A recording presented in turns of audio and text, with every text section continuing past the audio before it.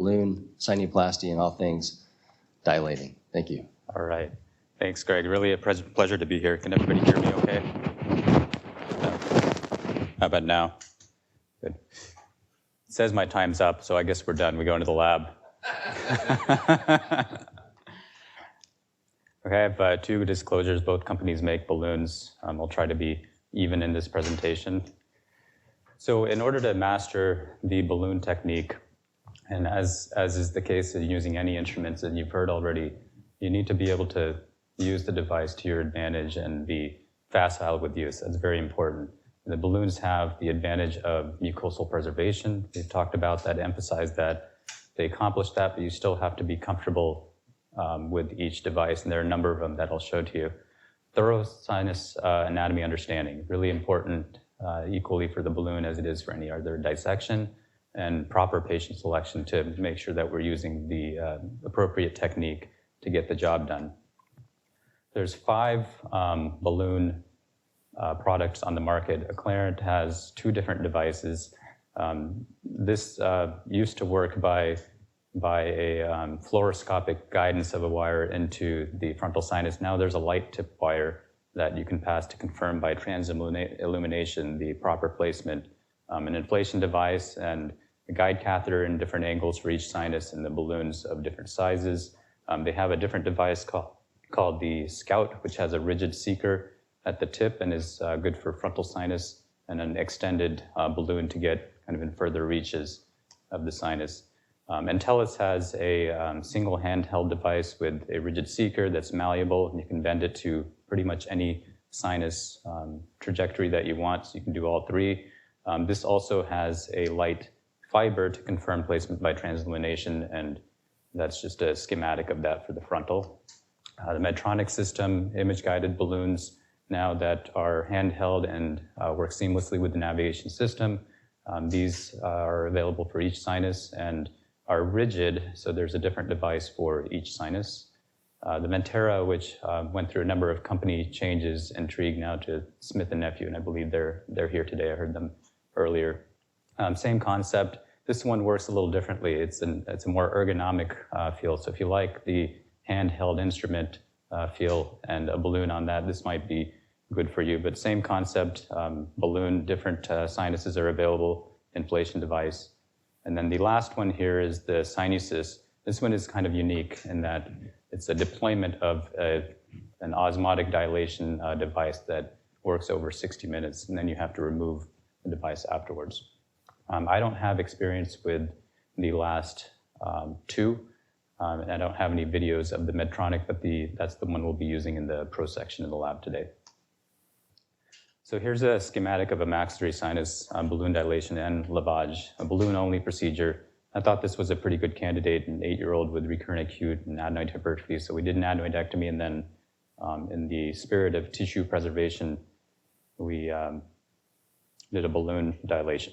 So here's the guide catheter for the Acclarent device, wire passing into the maxillary outflow behind the uncinate, confirmed by transillumination. You can see the little red light there, and then passage of the balloon. This is pretty tight anatomy in an 8-year-old, so admittedly, one of my earlier cases, there's a little bit of trauma to the uncinate that we want to avoid definitely. It's on the outer surface, not on the inner surface. It's very important to pass this balloon atraumatically within the outflow so that you don't cause scarring. So now we've got dilation there. Optimally, and I'll show this in the next video, we'd want more space back in the nasal cavity. This is about as far as I could pass the guide catheter. We've got the balloon dilated there and removed, and now we can see an outflow here. This is what that looks like with a 30-degree, retracting the uncinate process forward, and with a 70-degree, we get a pretty nice opening. So here I'm passing, they have a flexible guide catheter that you can pass with the same device into the sinus and then irrigate. That's the basic procedure. Now, we heard earlier from Pete about identifying the natural ostium. I think that's equally important for balloon dilation. You can create a false opening into the sinus with rigid passage of any instrument or missing the natural ostium. And if you do that, in this case, the uncinate was removed and there's scar tissue across the natural opening to the posterior fontanelle opening. If you look carefully there, you can see the bubbles moving. That's where mucociliary flow propels mucus outside the ostium, and then it's falling back into the sinus. So when you're doing the balloon, and I'll show this in the next video, it's important to look for eversion of the uncinate process. That indicates that you're at this anterior ostial region, and you get the natural ostium dilated instead of an accessory opening. So here's one trying to depict that. So again, guide catheter past the wire, confirmed by translumination, proper placement. So here, I'm pulling the uncinate forward a little bit to make sure we get anterior positioning of that wire into the sinus, make sure we get in the natural ostium. So here's the balloon going in. This is an adult patient, so we had a little more room. Sorry about that.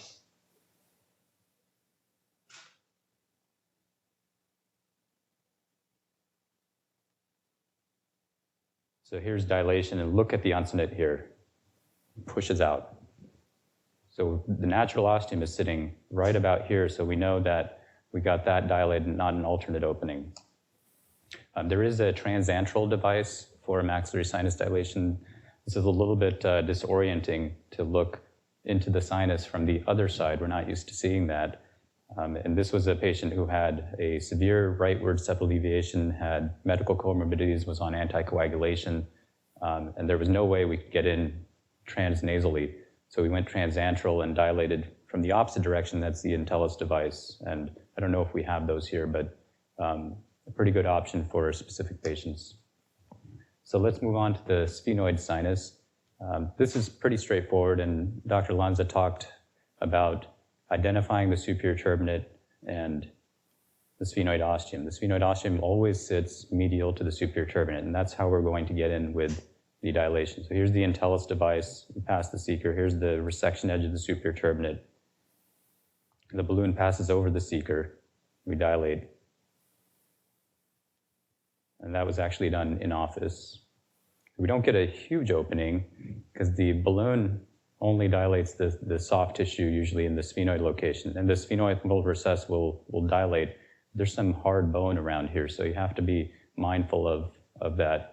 Sometimes that opening is adequate, and other times it's not, and you may be able to decide that in advance, whether that would be appropriate for the patient or not.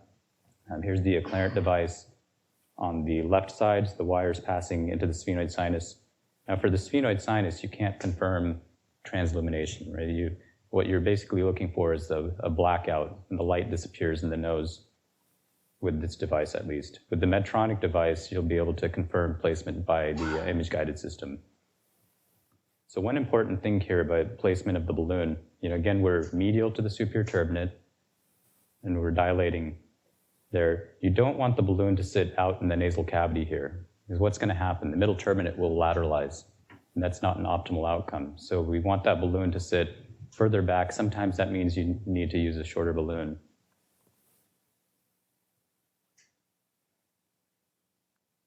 And this one, the dimensions of this were much wider. You get a nice opening with a balloon-only dilation there. This was both sides, but we'll skip forward, you get the point.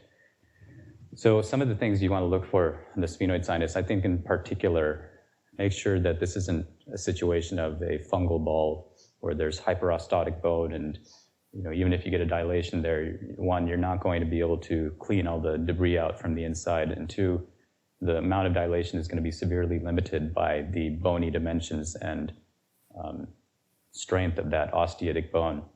So not a good candidate for a balloon-only procedure, although you could still use it as a hybrid to get an initial opening, and I'll show that for the frontal sinus.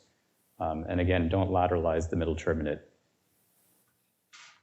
So for the frontal sinus, I feel like there are two very important points to look at, and Dr. Lanza went beautifully over the anatomy, the attachment of the uncinate process. This will determine the trajectory of the frontal outflow and how you approach the balloon into that outflow to get into the sinus proper. So when the uncinate attaches laterally, the outflow is medial. And even though it still trajects laterally, that's the initial passage of the balloon or device, and then you'll direct it appropriately. Now, if the uncinate detaches medially, then the outflow is positioned more laterally up front, and even though it goes laterally. So you have to look at this in detail and determine how you're going to manipulate that device. Again, the goal here is to be atraumatic, so we don't want to be poking into tissue or manipulating too much up front. Cadaver, it's going to be pretty easy. A real patient, it's going to bleed if you do that, and it'll create a little problem to the rest of the dissection. And you might have noticed here, this is the same patient. So it is asymmetric between two sides. So what you have to do to get into the frontal on one side may be different than what you have to do on the opposite side. The frontal cells are also important. And what this is going to tell you is if you look carefully, if you're doing the technique by transillumination, you may see light on the forehead, but that might be a type 3 cell or a type 4 cell. So you have to make sure that where the frontal sinus proper is where you see the illumination pattern on the forehead, and that you're dilating the frontal sinus proper and not one of those accessory cells. So here's a balloon-assisted frontal, where you can see on the sagittal scan here, there's a frontoethmoidal cell, probably a type 1 or 3 if you want to call it, into the sinus, and a suprabular cell here, which are basically plastered against each other. So in the wisdom of Dr. Lanza, not poking instruments in there, this is a very narrow outflow, and all you can get in there is basically a seeker. And you could gently use small curettes to tease those cells away, but the balloon does a good job of mucosal preservation here. Now here we see the interface between the two cells and the wire that will pass between that location. I'll skip forward here. We pass the balloon up between the two cells, dilate, and then this is what we get afterwards. So you can see the fractured partition here for the agar or type 1 cell, the suprabular cell, and a nice frontal outflow. And I left that alone at that point. Everything was appropriately open, the disease was addressed. That's what the transillumination would look like in the frontal sinus proper. If you don't see that pinpoint light, if you're using transillumination, or if you're using navigation and you don't see that the seeker is in the proper location, don't dilate. We have other technology now with steroid-eluting implants. I think many of you might have used this already in the OR or perhaps office. Here's another frontal, very narrow architecture where I was able to create an initial opening and get the balloon and dilate, and that's what we get afterwards. That's still pretty narrow. There's osteotic bone there. This is a Hoseman frontal punch that I used to take down all that bone and create a wider opening. But then we still have sort of a narrow area there that's at risk for contracture and stenosis. So not a balloon talk, but to be used with a balloon if appropriate. I put a Propel implant up there, and this was the mini one, the smaller one. They both have 370 micrograms of mometasone. That was kind of a nice option to get steroid delivery to the site there to minimize the chance of scar contracture. And this one, also a video edited on the airplane over here. Done 2 weeks ago, so I'm waiting for the outcome, but she's so far so good. So frontal, any balloon procedure can be done in the office. You might have done this already. Here's a stenosing frontal.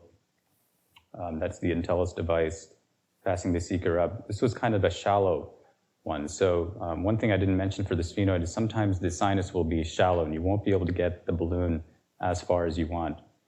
So you have to be a little bit careful not to poke into, especially in the sphenoid sinus where there's some significant real estate at the posterior wall. Here we were able to dilate, and then there's the post. So some patients, rather than taking back to the operating room, might be good candidates for office procedures. This is in your slide in the PDF, so I'll let you read through that. I think it's just as important to select good candidates as to deselect the not so great candidates. And if you look at this scan here, the diameter of the frontal outflow is already wide. A balloon not really going to do much there. This was a patient who had surgery before. it might do something down here, but you can catch that those partitions are quite thickened, and probably standard dissection is going to be better. Even if you use a balloon initially to establish opening, tissue removal is necessary here. Questionable anatomy, I'll show some of that on the next couple slides. Polyps, osteitis, eosinophilic, allergic fungal, thick mucus, things that need to be evacuated are not really good candidates for balloon-only procedures. And again, if you're not able to confirm that the balloon is in the proper trajectory, then try to avoid dilating so as to not make things worse. Here's a situation where the auger and the skull base are the boundaries of the frontal outflow. I look at this and it makes me a little bit nervous, but usually as long as this partition is not osteitic or has less or more pliability than the skull base, then that will dilate, and I've not caused a skull base fracture with the balloon, but this does concern me a little bit. So it's very important to look at the anatomy and make sure that you're comfortable with the outflow, and especially in the frontal. There is a database on device issues and complications. Same complications need to be discussed with balloon procedures as they do for sinus surgery, in short. So just because it preserves mucosa does not necessarily mean it's totally safe. You can run into problems if you're not careful. So here's an interesting one, and I'm ready to finish up here. Anterior ethmoidal artery neurovascular bundle, multiple frontoethmoidal cells, and then here's the actual outflow sitting right against the artery. If you look carefully, there it is. And this was a patient that had other sinus diseases after medical therapy, so it looks on a lesser level, and we did an in-office balloon procedure. But I got around to looking at the left frontal, and I decided not to dilate that. I was worried that this partition would fracture here and then cause a problem with that vessel. So this is obviously not common, but just to underscore the point of reviewing the anatomy very carefully before you do this, just like any other sinus procedure. CPT coding, lavage is considered included, not separately billable with the balloon. Each one has its own code, comparable to the sinus codes when there's no tissue removal performed. So surgical mastery of this involves facile use of the device, proper patient selection, and it's a very good option, as you've seen, for certain situations. So we'll take questions, I think, in the pro section and move on here. Thanks, Greg, for the invite. I'm really a pleasure to be here. Thank you, Naveen. And just out of curiosity, how many of you use balloons at this point in time? All right, so definitely several that don't. Great time now to get in the lab and practice with it. We're gonna do 30 minutes of pro section where we're gonna go over everything that you just heard. The whole goal of this morning session is to do a very thorough sinus surgery. So by noon, when lunch is, or 11:45, hopefully both sides of your cadaver will have been dissected, maxillary, total ethmoid, and really do the total ethmoid. Get all those little partitions up to skull base, out to orbit, because that's gonna set up your dissection for the afternoon when we do the orbit surgeries and other more in-depth surgeries. So spend time, enjoy it. There's no rush. We are gonna have the next about 15 minutes, a little transition to the lab where we can get in scrubs. The locker rooms are outside just to your right. Now you have the option. You can stay here in your nice, comfortable clothes, sitting in your comfortable seat. We're gonna project all of the pro sections onto these TVs with the audio. You're more than welcome to come into the lab, and you can stand, and it will also be projected on some TV screens, but it's actually easier to see the pro sections here. The only downside is you can't ask questions if you're in this room versus the wet lab across the hallway here. After the pro sections, there's gonna be a break. This is really a break in progress, like a work in progress. You can take a break whenever you want. There's refreshments out front. There will be snacks in we call this the fishbowl right across where the dry lab is. So feel free to take a break now. Feel free to change into scrubs and come into the lab, or sit tight and watch the pro sections. And we don't have popcorn yet, but we will later. Thanks, everybody. Oh, hey, sorry, one last thing. I want to introduce our local faculty. I introduced the guest faculty earlier. Dr. Sanjay Parikh from Seattle Children's, thank you for coming. Dr. Vincent Chan from Swedish, and Felix Chu from Polyclinic. Thank you, gentlemen, for coming today. There's 6 of us here. There will be more faculty coming. Essentially, anybody you see wandering around between the tables, just grab them and pull them over, and we're all happy to work with you. All right, thanks, everyone.